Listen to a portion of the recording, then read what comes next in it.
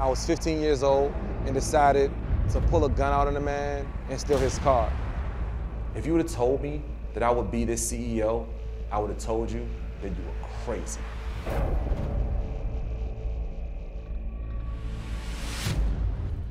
I grew up in a home where we were surrounded by gun violence or people who sold drugs. And my friend introduced me to a guy who sold me my first bundle of drugs.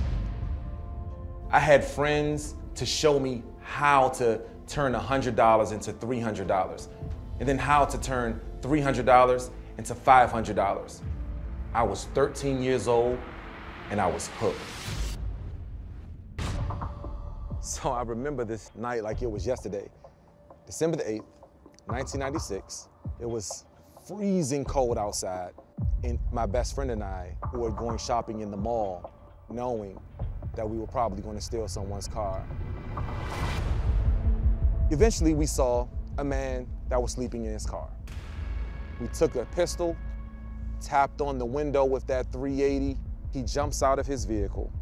When my friend jumped in the driver's side, and I jumped in the passenger side and immediately sped off to 95 on our way home. We were very scared and nervous. That was the moment that we had the next bright idea. The next morning, my friend and I jumped back in the same stolen car, drive it to the mall in hopes that if we park it in a no parking zone, then maybe, just maybe, the victim might get his car back. Security guards came from everywhere, which started a police chase. I remember thinking that I'm a 15-year-old kid. There's no way that these police are going to catch me on foot. Next thing I knew, I heard the helicopters. They stopped us, slammed us on the ground, and they told us, hey kids, you're going to Fairfax County Jail today. It was a dark and lonely time. Prison violence became a part of my new norm. Depression began to set in. My mom would come and visit me, and I would ask her to stop coming driving 4 hours one way to sit with me for 1 hour. And so she promised to send me a picture every day. And I looked at this lady with this new plan to send me a bunch of pictures like they would save my life. Little did I know that it would be those same exact photos that would keep me going. The day that I got out of prison, I couldn't believe it was happening. I was 23 years old, and I knew that this new future was bright, but I also had the checkbox every time I put in a job application.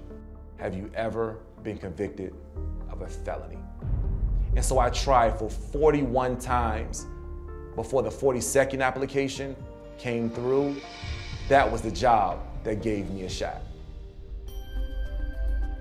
Eventually, I was able to take that job at a paint store and turn it into a painting business that began to hire other returning citizens that looked just like me. I started living my best life. And my best friends, the same ones in those cells, they would call me and they would beg me for photos and letters the same way that my mom would write me. But it was too hard to go find time to write a letter or print a photo. After searching the app stores and realizing that there was nothing else on the market to be able to help the millions of people that are incarcerated, we launched Flickshop. Has anybody heard of Flickshop? I love this. Okay. Flickshop is a mobile app that allows our families the ability to take a picture, add some quick text, press send, and for 99 cents, we print and ship that photo on a real tangible postcard and send it to any person in any cell, anywhere in the country. And now today, we've connected over 160,000 families around the country.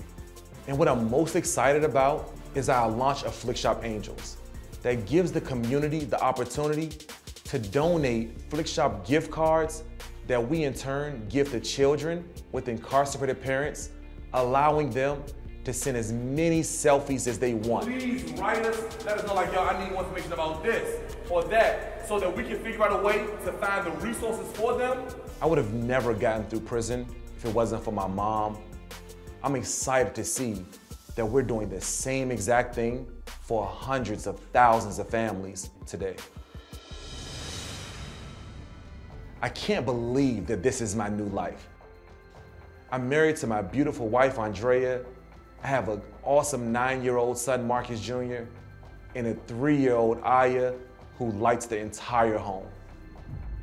If the Marcus in those cells could look at the Marcus of today, he would be incredibly proud of the progress that we're making. But he would also challenge me. He would say to continue to keep pushing.